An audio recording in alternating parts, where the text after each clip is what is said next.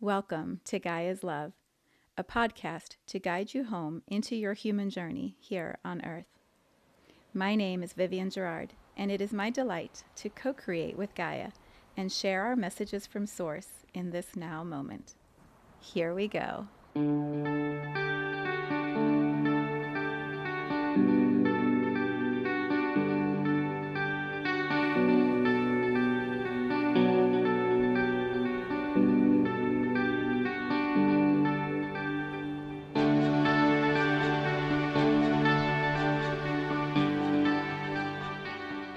Episode 419.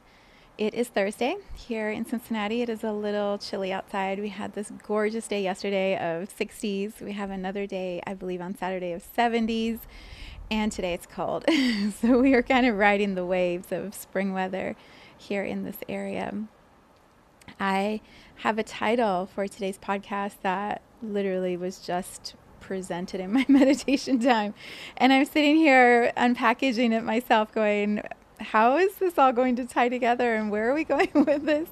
But I am trusting the message because that's what I do in this space. So the title for today is coupling. And when the word first just popped into my awareness during my meditation, I was like, we're talking about sex? Because in my mind, that's what coupling means. I'm like, I don't think that's what we're going to talk about today.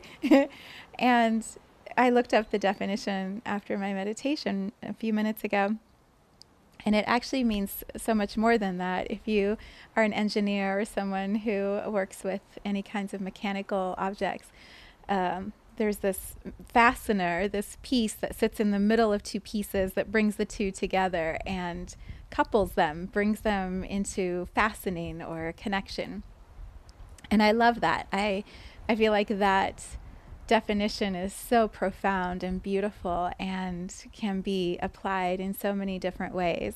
So as you listen to my rambling today, my reflections, you can think about sex and how that applies to your sex life, or you can think about the act of bringing two things together and creating a new connection, a new fastening process. And you'll have the best time listening because it'll be through your filter and whatever the words are will be perfect for you. So there's lots of ways that I would like to play with this. What I think started all of it, I have been reading this book by Benjamin and Azria Becker, Bequer, and it's called Becoming with a Q, Beqoming. And it's their story. It's their story of their lives, their story of how they met, and this work that they're going to be doing together. And it's really just a beautiful love story, and they are extremely transparent and vulnerable and share what they've been through. And I love that. I love being able to witness someone's full story and feel the trust that they have extended, that it will be received in the open-heartedness with which they share it. Because that's how I try to live as much as possible, is in full transparency and authenticity and integrity, and not hide things, to know that if you see me now in this podcast and you see me at the grocery store or you see me on stage somewhere in the future, it's the same. It's not the same me because I'll always be evolving, but it's authentically who I am, and that I'll always be expressing my truth and being as vulnerable as feels appropriate or necessary in the moment. Still having some boundaries. I think every individual, every human, every celebrity has the right to boundaries and privacy. Wayne Dyer is always my go-to example because he talked so much about that. You know, he would write these books and share everything that he knew and understood, and go into big groups and just speak for hours, and then he would leave and he would go into his cocoon, and his time with his family was his, and it was precious. And he talks about that being his favorite way to celebrate, you know, to come into his own little inner sanctuary, inner circle. And the rest of the time he was as public as he needed to be for those people he was serving. Yeah, and so blah, blah, blah, blah. There's a lot of words coming very quickly through me. And so when I've been reading, I haven't been reading the book. It's the first Audible book I've purchased because I really wanted to hear their voices tell their story. And it's so magical. It's so raw and beautiful. And oh, like they have had some pain and some struggle in their journey that has brought them to this place where now they can live so openly, so vulnerably. Anyway, as I've been reading that book and listening to their stories, they share quite a lot about plant medicine journeys and the ways that plants are teachers, and a few examples from their own experiences with plant medicine. And as I was sitting in meditation, I thought, well, I've touched on that before. I've mentioned ceremonies, I've mentioned plant medicine, and I don't know that I've ever shared an experience that I've had in plant medicine in this Gaia's Love podcast. And so I was just reflecting on why, like what's my resistance to that, or why has it not felt like the right time to share that part of my journey until this moment? And there's several reasons. One, those experiences, this is probably the top reason, those experiences in plant medicine space for me have been sacred and profound and life-altering, shifted the trajectory of my life, opened me up to seeing myself, seeing the earth, seeing consciousness in ways that continue to ripple out. And so I haven't wanted to share them, because how do you share that? I feel like the best way to share it is to live it and be that energy and integrate what I have in those experiences into everything that I do. And I have been doing that, and I still am doing that. And so when I was sitting in my meditation, I had quickly watched just a couple pieces of last week's episode just to tap back into the frequency of what I was sharing. And I noticed how I said sober a couple times. And I was like, what was the emphasis on sober? Why did I feel like I needed to say that so clearly? I don't usually talk about sober or non-sober. It's just not a thing. I just live my life and don't really share sober or non-sober. And I realized this morning, it's the contrast. It's the judgment I've had also about plant medicine space, about, I mean, some people call plant medicines drugs. I don't feel that when they are held with integrity and as a ceremonial experience. I feel like they're teachers, they are guides, and there's so many different plants, and I feel like humanity, society is waking up to that as mushrooms become more legalized or even more talked about, not as secretive. And ayahuasca is talked about. There are so many other plants besides just those two. Anyway, so when I was thinking about sober last week, how I kept talking about that, and then here I am feeling this, what would the word be? Curiosity? No, it's not that. It's like transparency, feeling this desire to allow you to see another layer of who I am, to express it, and the contrast of those two, to talk about being sober and then to talk about plant medicines, feels very contradictory. And so I guess what I want to begin with is this expression of how I choose to live my human journey, which does not mean anyone else has to do it like I do it, but this is just how I have found my way. I hardly ever drank anything in high school. I never smoked, never tried pot. I mean, I was clean, good girl. Went to college, couple drinks maybe, went to a frat party. The house stunk so bad. I'm like, this is stupid. Didn't join a sorority, came back from Butler and worked for a while because I didn't have enough money to go to school, and saved some money and then ended up going back to school. But I was so laser focused on getting my degree and keeping the money coming in and then getting married. Like, drinking just never was on my radar, drugs, pot, none of that.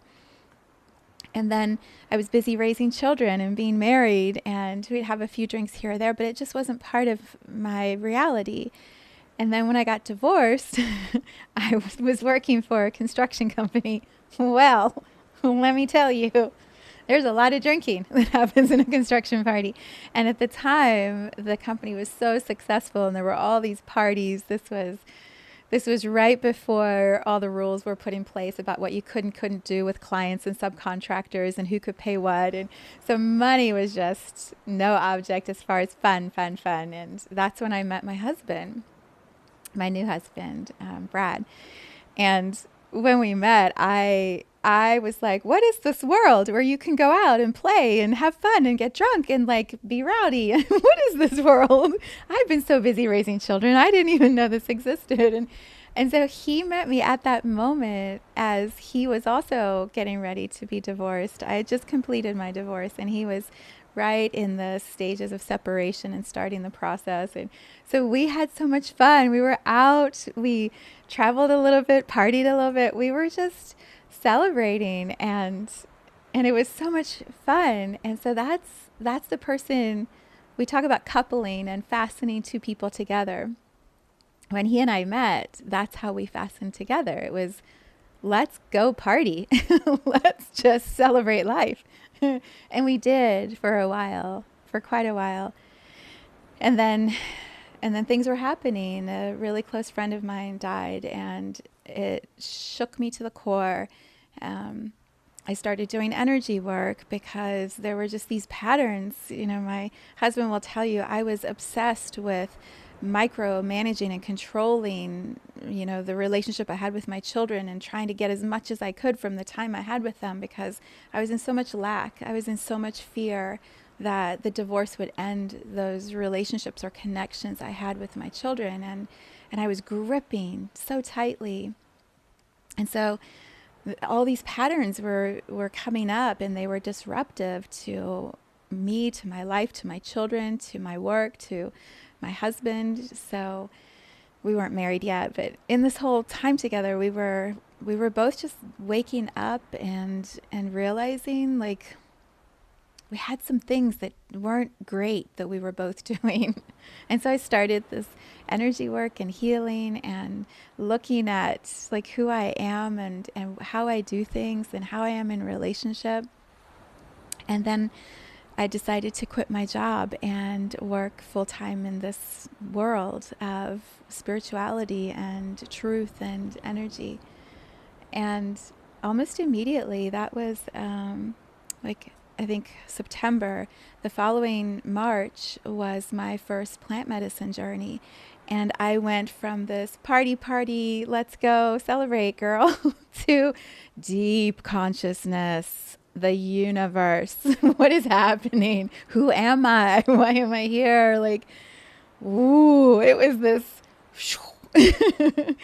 and my husband, because that was right when we got married. We bought this house, got married, and then this world of plant medicine consciousness opened up for me. And I don't think I was able to realize at the time. If you think about the coupling idea, you've got a little fastener in the middle and then two screws or nuts or something on the side. It was like we were tightly together and then I started like unraveling all the way over here. And he's just holding on to this coupling commitment that we had made, marriage and the rest of our lives together. But I'm off in this like alternate reality and loving it. That's the Aquarius in me, a double Aquarius. I was like, what? There's this other whole world? I thought the partying was fun. Like this world is magic. It's magic. And plant medicines for me started to unlock the frequency, the DNA, the codes within who I am and validate for me that the frustrations and the limitations that I'd felt being a human were real. Like those were limitations I'd put on myself. The reality I was living was structured in a way that didn't support this ability I had to tap into universal information. There was a disconnect within me. And as I was working with plant medicines, I was able to bring that back into alignment within me.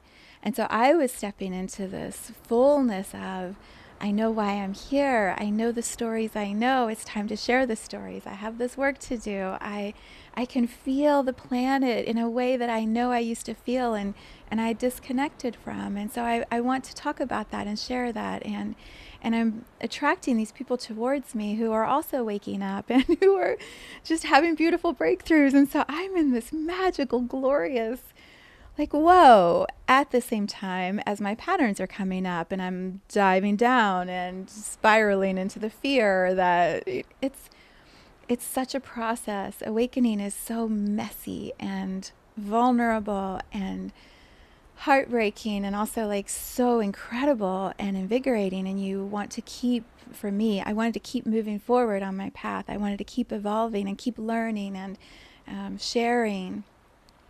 But here's my husband hanging on to this agreement we had to stay together, and I'm spinning over here in all of this glorious magic, and he's like, what is this? What is this? And yeah, we hit a roadblock. We hit a really big, serious roadblock that brought us into conversations of, what are we doing, and what do you want, and what do I want, and how do we align? If we're going to stay coupled, if we are going to be this little mechanical two parts that come together and are fastened and make a commitment to connect and build something together, how are we going to do that when I'm so far removed from the reality? It's not that I was removed from the reality, because I'm here, present, the whole time I'm having my awakening. I'm making meals, getting my kids to school, helping my daughter graduate, doing my work, taking care of my husband. Oh, we adopted a dog. I'd never had a dog before. Learning how to like be a support for a furry animal that I couldn't understand at all. We're expanding at the house, doing renovations. Like, I'm in the reality and simultaneously receiving all of this beautiful, magical, cosmic information and doing the best I can to allow that to be expressed. So I was writing books and creating content and starting the podcast. Like, all these things were moving through me while I was trying to be here.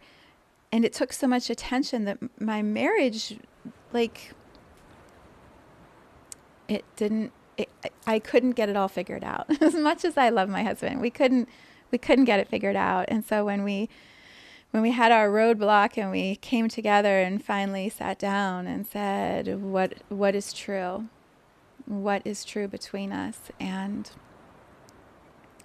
luckily for both of us, thank God, both of us said this, like, this relationship is what's true, and so we'll do whatever it takes. Let's figure this out. Let's come back together in a real, transparent, trustworthy, like authentic way and see how we do this journey together. And that was 2.5 years ago. And it's taken a while. It has taken us a while to couple in a way that feels like so sweet to both of us. I know I'm speaking for my husband, and I'm assuming, rub my third eye, I'm assuming that he would agree with that.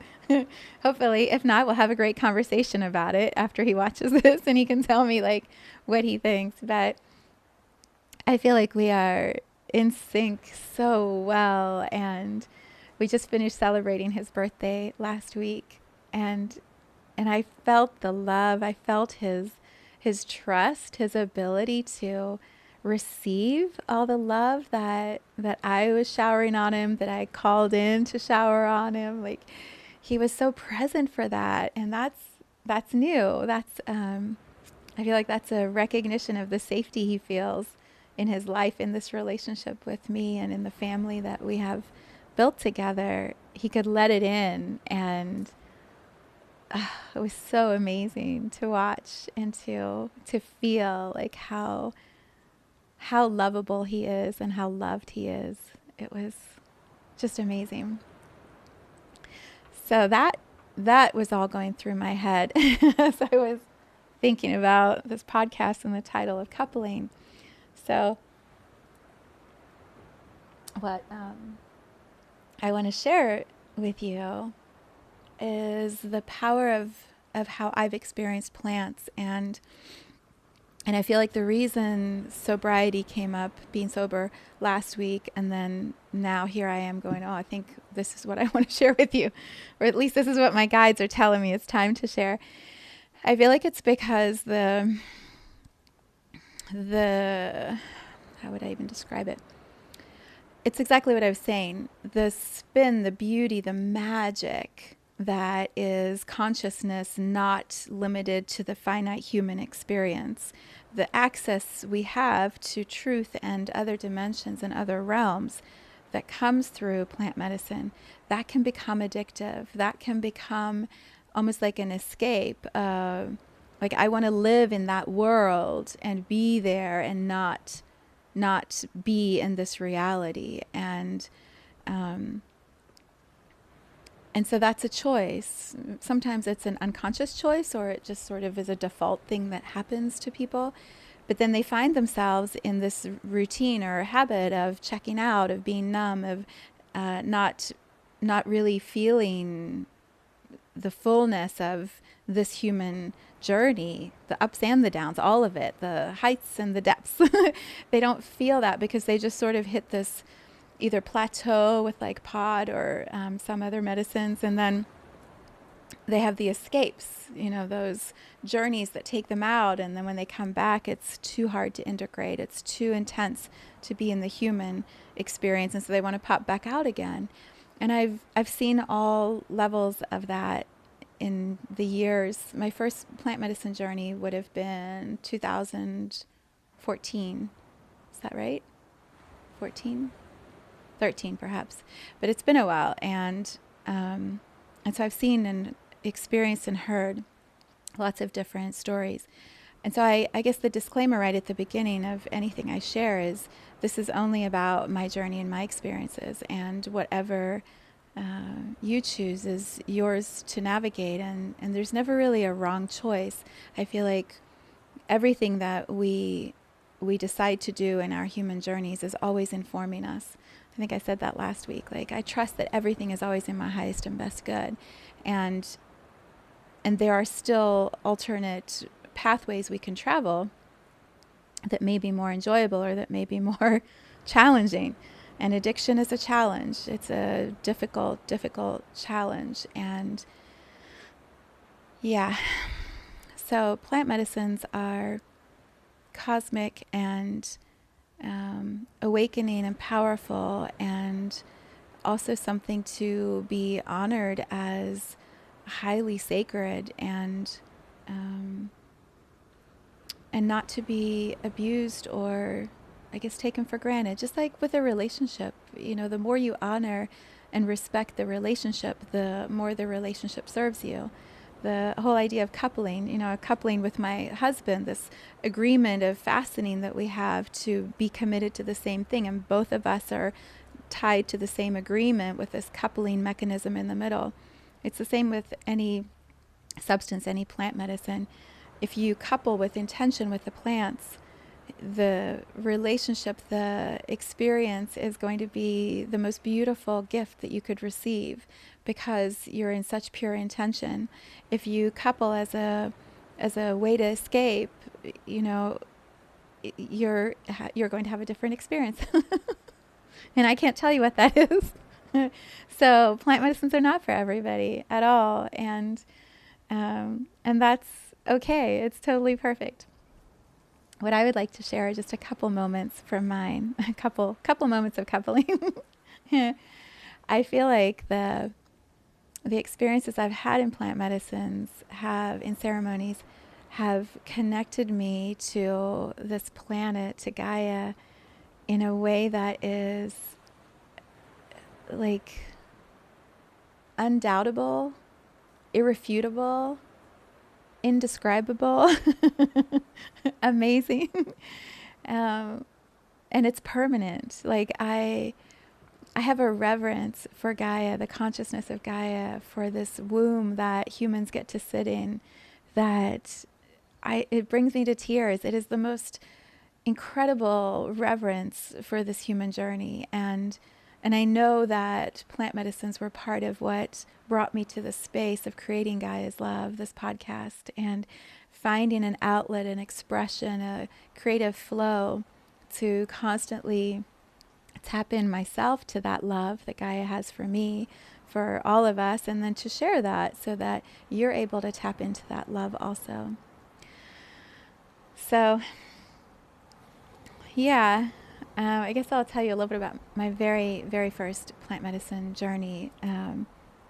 It was with a plant that's called Kana. It's a heart-opening plant, and I was in the midst still of my patterns, trying to figure out how to be a parent and not control and micromanage my children from fear that they wouldn't love me, or they would like their dad more, or they would, leave me at some point and permanently live with their dad and not with me. I mean, my fears were so overwhelming and real and true to me.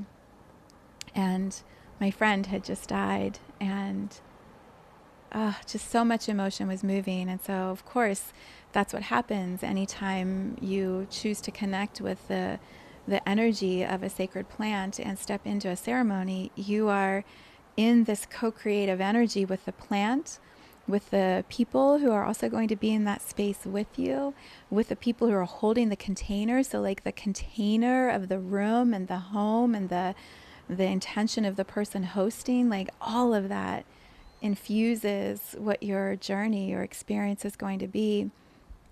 And so I we all laid down in a circle and took the medicine, and then we were each sort of dipping in at our own pace as we felt ready. And I was laying next to my best friend, and I just remember rolling over on my side. She and I still say this is like one of our favorite memories we've ever had together. I rolled over onto my left side. She rolled over onto her right side, eyes closed, and we're right next to each other holding hands, and up into the cosmos I went. It was the most incredible dual reality. I was here in my body, laying in this living room, hearing all the people moving around and having their own experience. And I was also traveling through the universe simultaneously. And it was the most breathtakingly beautiful experience. And I could see, it was so gorgeous. I could see these prisms. They were little triangle prisms, and there were 3 of them. It was myself and my 2 children, and we were connected, and we were just dancing. Like these prisms were just flying through the universe, just following each other and dancing. And there was this sense in my whole system of, oh, how silly. How silly to think we would ever not be connected. Like, what? They chose me. I chose them. We're here to have this journey together in the human realm. Like, there's no fear. There's no room for fear. And and then at the same time, right as we went into this experience, the very first thing I felt was my friend, Denise was her name. I could just feel Denise like wrap her arms around my body and just like hug me. And like my whole body was just being held. Oh, like the love of her soul and my soul. It was the most exquisite feeling. And I was just laying there being held by her, energetically feeling her holding me, traveling through the universe as a prism with my children, with my best friend laying on the floor in front of me. And I was like, what is this? What is this incredible experience? Like, I knew this was possible. I knew that the everyday feeling of like getting up and going to work and coming home and making dinner, like, yes, and there's this other way of feeling and being and seeing and accessing love and consciousness.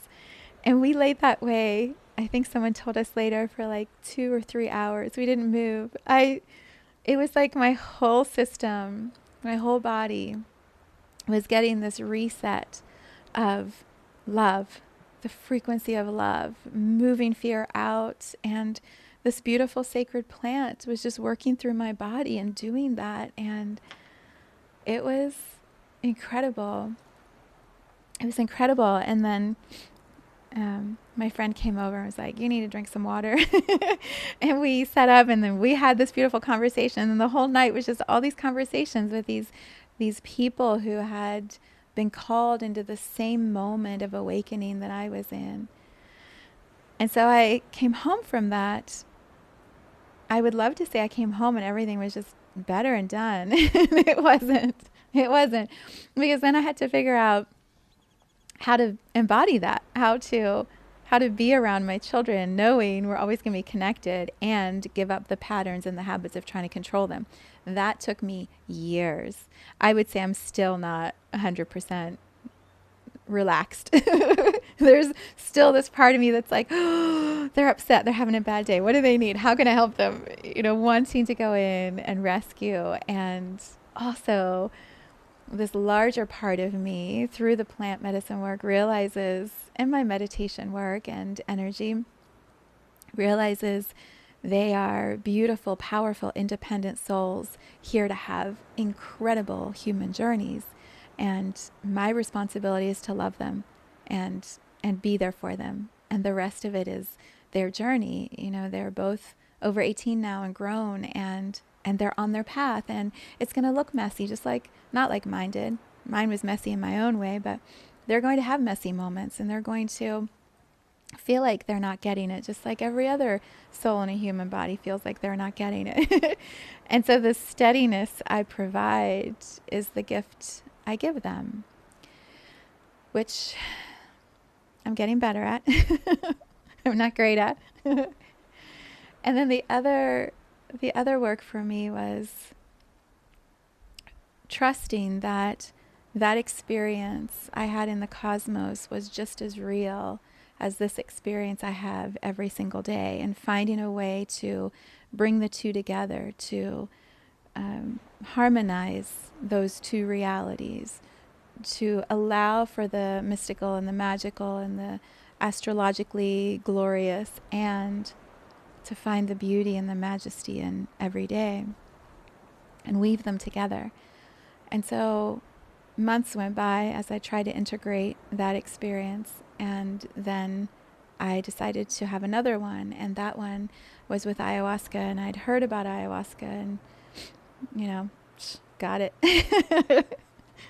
Ayahuasca brought me to my knees, humbled me, put me in a bed by myself with music that looped for about 3 hours, the same song, the Devi prayer, which I love and hate simultaneously. Sometimes when it comes on, I'm like, that song. But also, it was amazing. So I was laying in this room that was a little girl's room with this medicine that is the grandmother, and feeling, like my own patterns with the feminine. And ayahuasca for me was so fast. It's so quick. The images are I couldn't hold on to anything. It was coming in and moving. I was like, what is happening? It was rewiring so quickly that I couldn't find any steadiness in it. And so the images that I remember mostly were my mother when she was younger, and what her dreams were, and the path that she's been on from what those dreams were to what her reality was. And then going back to my grandmother on my mom's side, and what her dreams were, and how her children put her onto a different path, and this sort of handing over of, we can't realize our dreams, we can't actually manifest our dreams, and how that belief was like wired into me. And it was the lineage that was being passed on. You can't have what you most want. You just take what you get and you make the best of it. And that put me in this loop. And then the music, the Devi prayer is actually 108 names of the Divine Mother, I think is what it's called. And it was hard. It was a hard, painful, as beautiful as the first journey was, that one was excruciating and so it was like every fear I had was brought, not every fear, lots of my fears were brought to the surface and gripped me, and the medicine didn't release the grip. And so I looped for hours until finally another woman came in and was like, you got to get up. And even then, all I could do was like drag myself to the bathroom, pee, and then go back to the bed and lay there. And it took another probably hour, 2 hours before I just remember saying to myself, like, you have to get out of this. You have to step up. You have to leave this room. You have to move. And somehow finding this strength to do that. And then walking out and seeing the group space and going, I don't like this reality. I don't want to be in this anymore. This is not my truth. This is not who I am. And just wanting to go home, but not being able to go home. And like, oh, it was so hard. It was so hard. And that whole, like the next 3 or 4 months, I was in so much fear and doubt and created so much chaos in my reality, huge reframe with the partner I was working with on how we were going to do our work. And that brought all this other fear up about lack and abundance. I mean, it took me down into this deep work, deep patterns, and it was a powerful teacher. You know, I think that would have been an easy time for addiction to pull me back, to find some way out by more of that plant, more of that teaching. But sitting in it and moving through it, and then slowly finding like my steadiness and integrating the gifts. From that came this really strong, deep commitment to myself of, I am going to manifest my dreams. I am going to live my dreams, and I'm going to show my children how they get to live their dreams too. And my dreams aren't going to be imposed upon their dreams. Like, this path I'm walking is breaking this lineage that we have all been accepting of, it has to be the way it is. And there is this fierce, long-term inner determination that was forged in that journey that hasn't left. And there are times where I wonder, like, do I have the dream right? Should it be looking like this? Does the dream go this direction or this direction? But when I come back to myself in meditation time and energy sessions, and I sit in my quiet space and I show up here in Gaia's love, it's always so clear. It's like, be present. Be present and speak your truth and share who you are and be love and stay the course, and each next step is going to present itself, and trust that. And so that's what I've been doing. And the plant medicine since then, as I was first being introduced to it, there were quite a few more ceremonies faster, because there was so much awakening and happening, and the medicines were such facilitators for me. And that was when I was going into my space over here. Well, my husband's like, hey, remember me?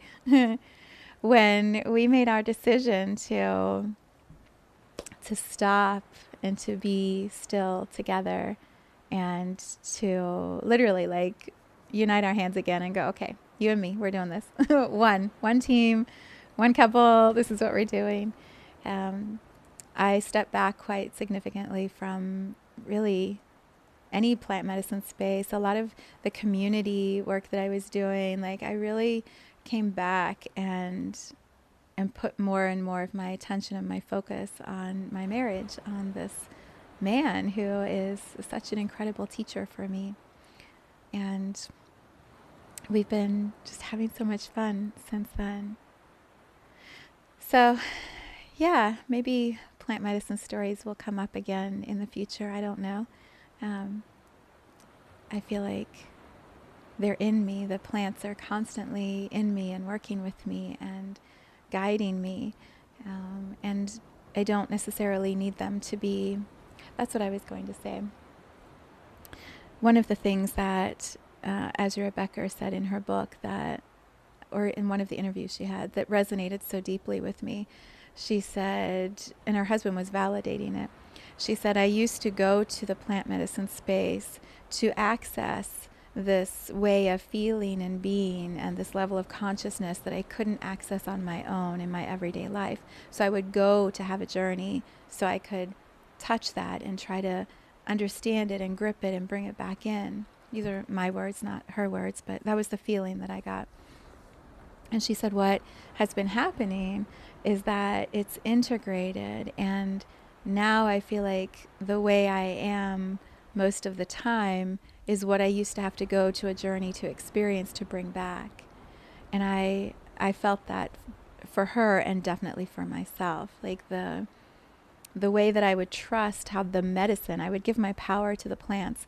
I would say the medicine is teaching and showing me these things. I don't actually know them as true for myself, but I can feel it, and I'm going to bring it back into my life, and I'm going to try to unravel it and integrate it and believe it in me. And what I have found is that, especially when I started writing the books, when I would channel, I don't even know if channel, it's like what I was describing last week. All of these energies, voices, consciousness come into my crown, and then, my work is to align them and receive whatever the information is. I have found processes that help me bring it in so powerfully, so quickly, so precisely, that when I align it and channel it out, the words are seamless, and that's how I've recorded my books. I would just sit with my phone and set the intention, like I had learned in medicine journeys and in my own energy sessions. Like, set the intention. I'm ready to receive the wisdom for this book, and here's what the title of the book is. Just like on the podcast, coupling, I would get a title, Just White Light, and in would come all this information. I would record it into my phone, and a chapter would be written. It would be verbal, and I would have to sit down and transcribe it. But the precision and the accuracy, the truth that was coming through me was absolutely accessible, sitting here in my room without any anything, any plant medicines, any guides, physical guides, any deep meditation or trance or breath work. I would just sit here and it would come through. And that to me is like the ultimate validation of integration, when the trust is so profound and so intrinsically inside of me. It just is me, and I know and feel and hear the accuracy of the energy that's coming through, and I can translate it. And so the books were powerful teachers for me of trust and precision and allowing and aligning and receiving and expressing. And so, yeah, I feel the integration. I can feel how I don't have to go anywhere or do something in order to be living this truth that is my soul, my infinite soul in this human body.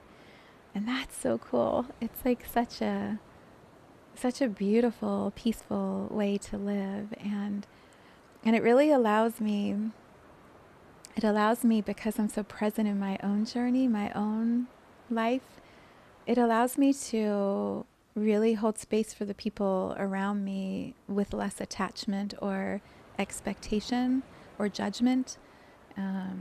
Because I know my path was a hot mess. My path was like circular spirals, ups and downs, backwards, forwards. My path was not like this super sweet highway to awakening and truth and integration. It was a goat path. It was crazy for a while. It was all over the place. And yet here I am in this moment, loving what I've created and who I am and how I express who I am. And so if I can find my way through all of that stuff, then I trust everyone else is able to also. And it's not my job to judge or correct or evaluate anyone else's path and say it should be any different than what it is. I mean, that's challenging sometimes, because I see the people around me who I really love struggling or looping or suffering, and I want to make it easier, but it's not mine to do that. You know, if they ask for something, of course I'll offer a reflection. But one of the things that I most value about the partnership that I had, where we were doing energy work together and I was introduced to plant medicines, besides the introduction to plant medicine, that was like top as a thank you to her. But it was also, she would model for me how to respect someone else's right to their experience. And one of the things she would often say is, may I offer you a reflection? And I have practiced that as much as possible all the time, to not assume that somebody wants to hear what I have to say. It's hard sometimes. Sometimes I gotta really bite my lip. But it's their right to just be in their experience without my interference or projection into their experience. And so I tend to say that as much as I can remember. You know, may I offer you this reflection? And you have the right to say no. And if they say no, I'm like, absolutely, absolutely. I'm right here and I love you. Like, perfect. You know? Because it's always just through my lens, isn't it? For all of us, it's always just through our lens. And we may think that their path should look a certain way or go a certain direction, but how do we know better than they know? We don't. We don't. I had many people tell me, you shouldn't be doing plant medicines. You're going off the rails and this is not good for you. And you need to come on back to this reality. And you need to not hang out with those people. I had a lot of fear and judgment projected at me. And yet I could feel in myself, something is happening.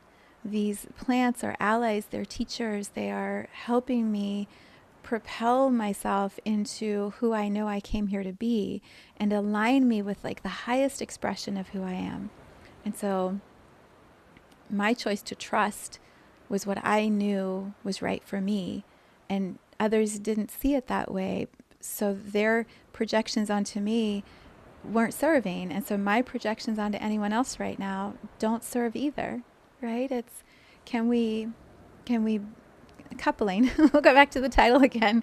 Can we have the fastener in the middle that brings the two together on this mechanical connection, and trust that that energy, that fastener coupling energy in the middle is the magic, right? And I get to be the fullness of myself and my husband gets to be the fullness of himself, and then we have this agreement to do it together. So yeah, I mean, you could connect that to sex if you want, but it's also about like commitment and honoring and respect and trust. And yeah, there's one other little nugget on that. One of the things I used to grip onto, hold onto really tightly, and I believe this comes from being divorced and the trauma of a divorce. You know, divorce literally just brings you to your knees, or for me, and then you have to prioritize and identify and discover like who you are and what your values are, because marriage and then divorce are polar opposites, and how do you reconcile the two?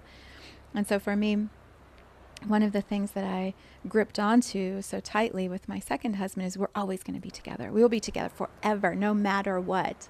And then when we hit our roadblock, and we had to really look at, who am I wanting to travel a cosmos where he is so happy here in this human realm and not wanting to access those things or discuss those things or go on these journeys with me. Like, he wants to be right here. And so when we came back together, you know, part of our conversations were, and I feel like this is such a healthy place to get to in any relationship. Part of the agreement is, I will be true to who I am. I will stand in my own integrity and authenticity always. And I ask that you do the same.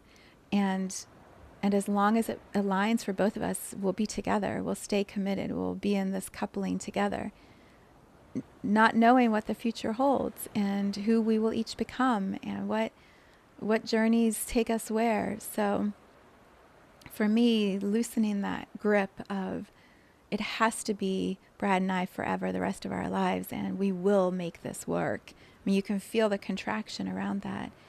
Instead, there's just this delight that I have of, oh my God, I still adore you. I still love you. I love that we go to bed together at night and wake up every morning. And I love that we get to play and create and build and share. And I choose you. I choose you over and over again. And and so we're in that space where that's a true feeling inside of each of us. It's authentic and real. And and the coupling is strong and staying together. If it shifts, then we have to be willing to rediscuss, reevaluate what serves us. And that's a completely different way of being in a relationship for me than I've ever had, even in my friendships. And I think a lot of that goes back to what I've talked about in this space before. You know, all the moves that we had when I was a child and a young woman, like so much turmoil and transition and moving energy. There wasn't a lot of settled stability. As Star shakes it off, there wasn't a lot of that stability. And so marriage for me and friendships, I would grip my children, I would grip to hold on to that stability. Now I feel that within me. Like, I know who I am, I know why I'm here, and I know the energy and the frequency I hold, and I will always attract towards me people who want to be in that energy with me, who want to co-create and experience life through the same filter that I have. Not the same filter, but you know, the same frequency that I have. And so for now, and hopefully for always, that's with my husband, who is just awesome. And if it changes, we'll talk about it then, right? So I guess coupling also comes with this sense of gratitude and, like I talked about with Gaia, like reverence, deep appreciation for what is true and real in this moment, and not being attached to what it looks like in the future or what's going to come next, but being right here. Yeah. Man, my guides, they give me a title and then they stream all of this beauty through me that I didn't even know was waiting to be shared. So yeah, I created a new moon video yesterday, and I did a new moon meditation. So all of that is available on my YouTube channel, on my website. I think I have links on Instagram. I don't know. Check it out. There was a beautiful message from Gaia, from the universe in the meditation. It was absolutely, it was so steadying for me to flow that energy through me in a meditative space, and to be able to share that. So if you're feeling like the world is rocky right now, which it certainly looks that way, that meditation might be really supportive for you. So you can find that on my website, in my store, so viviennegerard.com, in my store under New Moon Magic for Pisces. So if you're looking for support, that's a great place to find it. Yeah, that's what I got for now. I wish you a very beautiful weekend, and I will see you back here next week.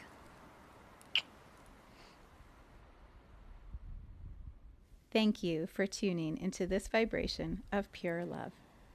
I invite you to join me on Facebook or Instagram in a community I call the Gaia Tribe Reunion, where we show up together to share our soul's gifts, what we came here to Gaia to contribute to humanity. You can learn more at viviennegerard.com. Let's take this message of Gaia's love out into all of our relationships and communities today. So much love from my heart to yours.